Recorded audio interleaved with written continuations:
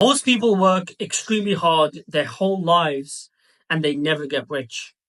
And that is because they play the wrong games with the wrong people. The definition of rich to you might be something completely different to me.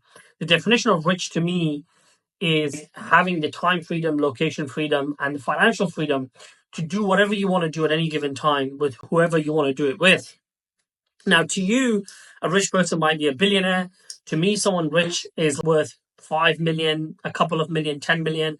But more importantly, they work on things that they really want to work on, and they really only focus on the things that they're really passionate about. In this video, I'm going to talk about a really prominent figure from Silicon Valley, Naval Ravikant, and his Twitter, as well as his book, which is called The Almanack of Naval Ravikant, A Guide to Wealth and Happiness, completely changed my mindset about getting rich. And this guy is a super entrepreneur. I think he's worth like 100 million, something like that. He is super well known on Twitter in the tech space, very well known in Silicon Valley. And he's actually a co-founder of AngelList, as well as early investor in some of the biggest tech companies on the planet, including Uber, Twitter, Snapchat, and companies like that. This guy is a legit genius. Go and check him out. Get his book. I think his book is for free online, and go and follow him on Twitter because he has a very famous tweet storm where he talks about how to get rich without getting lucky. And in this video, I want to talk about what I've learned from this guy, the top 3, top 5 lessons, and how those lessons have shaped my career to working in tech sales fully remotely, making over 100K a year, and working on my own side business, making multiple 6 figures with that business as well. Now, I want to break it down into steps. So the first lesson that I learned from Naval is fundamental. You either learn to build or you learn to sell.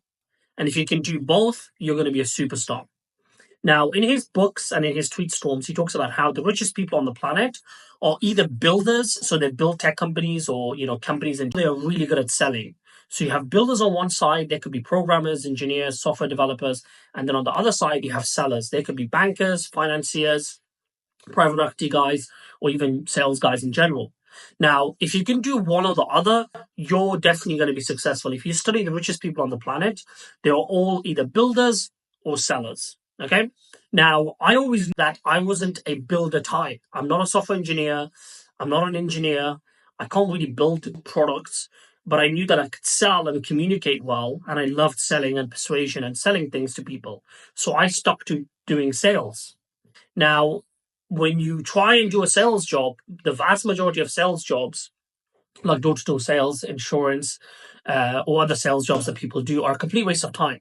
You're selling low-value products to poor people that don't have that much money. The base salary is really low. The commissions on top are super low as well. So I decided to work in software sales, where you can actually make really good base salaries, 40 to 55K in your first year. With commissions on top, you can make 65K in your first year out of university. And a couple of years down the line, you can get promoted to an account executive, make over 100K a year. And that's why I chose tech sales over any other sales job. And this directly aligns with what Naval Ravikant says, which is you either sell or build. If you can do both, you're a superstar. If you can just do one, you're still going to make millions. Now, the other good thing with sales is that your tech sales is that you're learning a fundamental skill whilst making a lot of money at the same time. So you're basically making a lot of money for learning a super important skill. Another really good point that Naval talks about is always work for equity, not just for a salary. So in his books and in his Twitter posts, he talks a lot about doctors and lawyers. And these guys, even though they're really smart and they have a high place in society, the best ones, the best lawyers and doctors can't actually make millions of dollars because they don't have equity, especially if they work for a company as a lawyer or a doctor. They can only make what patients pay them on an hourly, or the company pays them on an hourly basis. So he says the only way to get rich, real, to own equity, a piece of a business, whether it's a tech company or not, own equity in the business so that when the business exits for millions or billions of dollars in the future, you can take a piece of that and have a huge paycheck, right? So again, aligning this to working in tech sales, the true beauty of working in a tech company, whether it's sales or not, especially a scale up or a startup that is, in hyper, you get equity in the business. So obviously the equity is going to be really small depending on the level of employee you are, depending on the time that you join the company. But for example, if you look at the early employees of Google, early employees of HubSpot, Snapchat, Facebook, Nvidia, they were all worth tens of millions. Some of them are even worth hundreds of billions. And these guys are just the employees. They're not the co-founders or the creators of the technology. They were just the early employees that found a really good company and got enough equity at the beginning.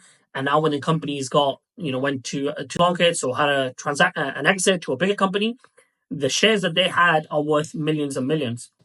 And I feel like tech sales or working in tech in general offers you that kind of exposure to equity without owning the business. And if you compare that to traditional industries like real estate or finance or commercial law, you don't really get that anywhere else besides tech. This is one of the best parts of working in tech sales.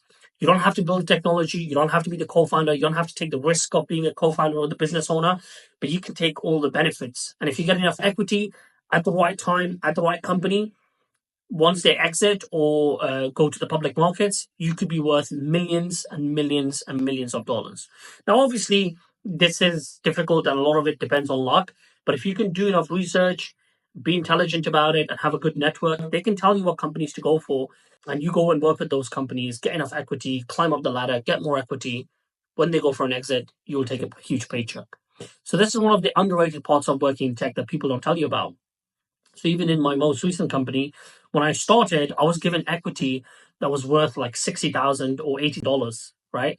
So if this company now goes to an exit, it's worth $1 billion right now. But if it all of a sudden becomes worth, you know, 8 billion or whatever, that equity all of a sudden could mean $1 million if they go for an exit, and I'm still working at that company, right? So think about that. Think about what industry besides tech offers you that kind of exposure. And again, Naval talks about how the only way to get rich is to have equity in a business, a piece of not just to work for a salary.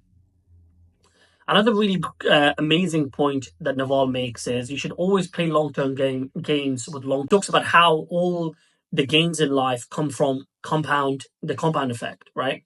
So you work with, or whoever your co-founder is, or whatever kind of company that you want to work for, or whatever industry that you want to go into, think about it critically before you make that decision, because that decision is going to have ripple effects for the rest of your life, especially with your network and your social circle. So if you really want to work in any industry or in any tech company, research the company thoroughly and think about the kind of people that you're going to be spending the most amount of your time with. Because if you make the wrong decisions, the wrong decision of spend the most of your time in the day with the wrong people that you will never really spend time with in the future. And again, the biggest wins in life comes from the compound effect. Play long-term games with long-term people. Another point that he talks about is people get rich with leverage. So if you work in a job right now that doesn't have much leverage, the chances are you're never really going to be financially successful. He talks about leverage as financial leverage, media, so like media and entertainment, as well as code. So he talks about how if you want to get rich, the top 3 industries to work in are either in finance, so investment banking, sales and trading, M&A, mergers and acquisitions, etc. So being a finance guy, working media, so being a presenter or a content creator, a podcaster, whatever. And the other thing he talks about is being a software engineer or a tech company. And the reason that he says these 3 industries have the highest leverage is because if you think about it, one piece of code could fix a problem in $1 billion product, and that fix could go out to hundreds of millions of customers instantaneously. One piece of video from Joe Rogan or from Donald Trump could go to 500 million or 5 billion people instantly on their YouTube channels or Twitter pages, right? And even one M&A transaction or one private equity deal could move billions of dollars of net worth back and forth between different people. There are no other industries besides media, finance, and tech where you can actually achieve those kind of levers that you can pull that will, push you to the highest levels. So again, his recommendation is leverage, and leverage only happens in media, code, and finance. So if you don't work in any of those industries and you want to be financially successful in the future, think about what industry you work for and think about the leverage that is in front of you. Because if you work at a basic job right now, let's say you're a receptionist or a security man, or you're a teacher or whatever, Those are good jobs. You're a good person. You're providing good. But in terms of getting rich, the chances of you getting rich being a teacher or even a lawyer is very, very low because you don't have a lever you can pull to produce insane gains for other people, which in return, which will make you rich. And again, this is why I've decided to work in tech sales, because in tech sales, you do have leverage. If you close one $10 million deal, that could mean a million, 500, $2 million in commission for you as an individual, because you're creating $10 million of value for the company, and the company is obviously going to pay you a lot, right? Whereas if you compare that to other jobs or even other sales jobs, if you work in insurance sales right now and you're selling a 10K deal, even if you close 10 of them a day, that's 100K in value that you created. And the commission for you is only going to be worth a couple of grand. Whereas if you work in tech sales and you close one deal and it's 500K, all of a sudden, we're talking about tens of thousands of dollars in commission. So working in tech sales or in the tech industry in general has insane leverage and immense value. Another thing that he talks about is, and it's not just Naval that talks about this, other Silicon Valley entrepreneurs and successful people from Silicon Valley talk about this a lot, is whatever job you pick in life, for the rest of your career, pick a job that pays you really well and a job that you can learn a lot of information, right? So in tech sales, you get paid a lot and you learn a lot, right? You learn a lot and you make a lot. You can make a lot with the base salary and the commission, and you learn a lot because you're learning about sales, marketing, business, entrepreneurship, persuasion, creating pitch decks, objection handling, networking, negotiation, learning critical life skills and business skills, and at the same time you're earning a lot of money. So if you're in a job right now where you're not earning a lot or learning a lot, what the hell are you doing there? Why are you still there? Quit and go somewhere else. But if you're he talks about how you should be in a that does both, learn a lot and earn a lot. But if you are just meeting one of those criteria, that's still pretty good. But if you want to get to the great level, you want to go to a job, maybe in tech, maybe in finance, whatever that is for you, it's all good. I would recommend tech because you can learn a lot and earn a lot. But whatever that is for you, think about that, right? Think about that and go into a job like that. Another thing that he talks about, which I haven't mentioned so far, is the fact that when you work in tech, you learn fundamental skills that you can apply to creating your own company. Because fundamentally, the only real way to get rich, filthy rich, like be worth $100 million, is to create your own tech or a company in general.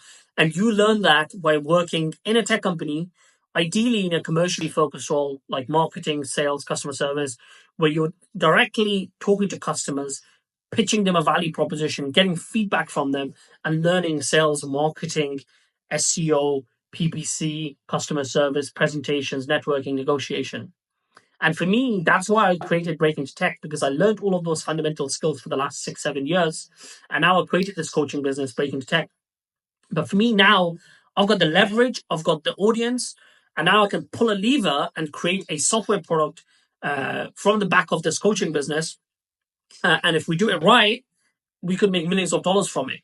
Doesn't mean we can. Doesn't mean it's 100% guaranteed, but it means that we definitely can, because we've got the skill set, we've got the experience, the knowledge, the audience, and now we can just pull that lever, leverage. We can pull that lever, create a software product on the back end, and launch it to hundreds of thousands of people. And even if a couple of percent of those people buy it and pay for it on a monthly basis, it could mean it's a multi-million dollar business.